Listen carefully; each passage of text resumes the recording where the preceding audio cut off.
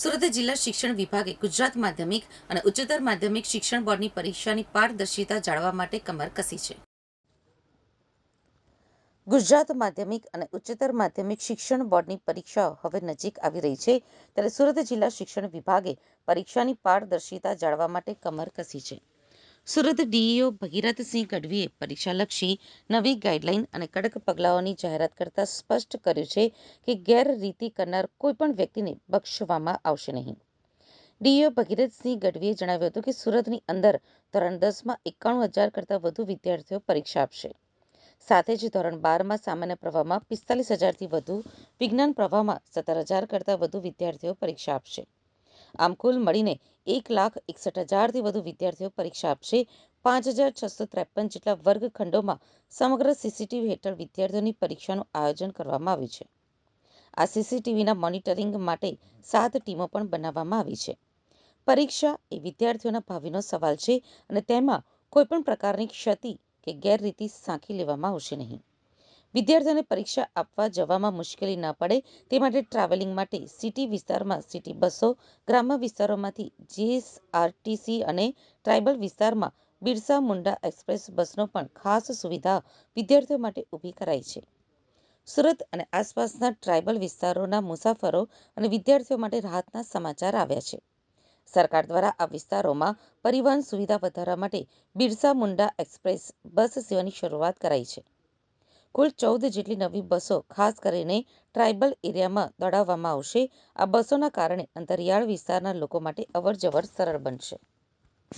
ગુજરાત માધ્યમિક અને ઉચ્ચતર માધ્યમિક શિક્ષણ બોર્ડ ગાંધીનગર દ્વારા યોજાતી જાહેર પરીક્ષા 26 ફેબ્રુઆરી 2026થી યોજાનાર છે. આ પરીક્ષાઓ માટે સુરત જિલ્લા વહીવટીતંત્ર સંપૂર્ણ સજ્જ છે. માનનીય કલેક્ટર સાહેબ આ સમિતિના પરીક્ષા સમિતિના અધ્યક્ષ છે. જિલ્લા પરીક્ષા સમિતિના તેમના અધ્યક્ષતામાં 2 ફેબ્રુઆરીના રોજ મિટિંગ થઈ ચૂકી છે. તમામ વિભાગો તે સમયે હાજર હતા. તમામ વિભાગોને પણ તમામ પ્રકારની સૂચનાઓ આપવામાં આવી છે. વિદ્યાર્થીઓને કોઈ પણ પ્રકારની અગવડ ન પડે તે માટે સંપૂર્ણ તૈયારી રાખવામાં આવી છે. સુરતની અંદર ધોરણ 10ની અંદર 91,000 કરતાં વધુ વિદ્યાર્થીઓ પરીક્ષા આપશે. ધોરણ 12 સામાન્ય પ્રવાહમાં 45,000 કરતાં વધારે વિદ્યાર્થીઓ પરીક્ષા આપશે. આ ઉપરાંત ધોરણ 12 વિજ્ઞાન પ્રવાહની અંદર 17,000 કરતાં વધારે વિદ્યાર્થીઓ પરીક્ષા આપનાર છે.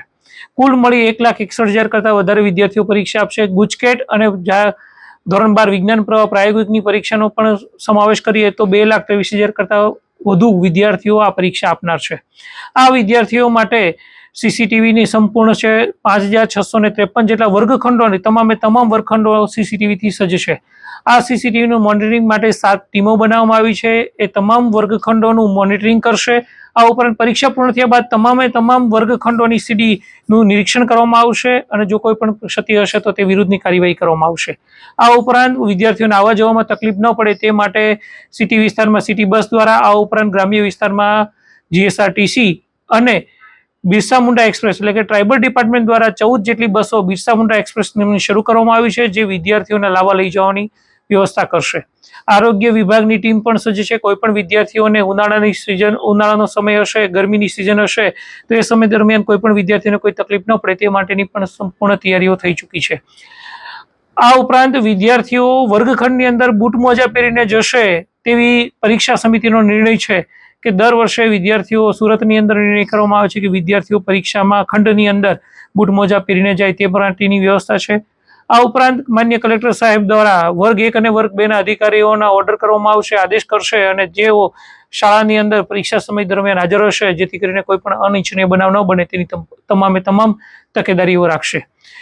સુરત જિલ્લા વહીવટીતંત્ર સજ્જ છે. સુરતમાં આખા રાજ્યની અંદર કોઈ પણ જિલ્લાની અંદર વિદ્યાર્થીઓને કરતાં વધારે વિદ્યાર્થીઓ સુરતની અંદર પરીક્ષા આપનાર છે. આ માટે પણ સુરત જિલ્લા વહીવટીતંત્ર અને અમારી જિલ્લા શિક્ષણ અધિકારીની સંપૂર્ણ ટીમ 14 જેટલા ઝોનની અંદર વહેંચાયેલી છે. તમામ આ પરીક્ષા માટે સજ્જ છે.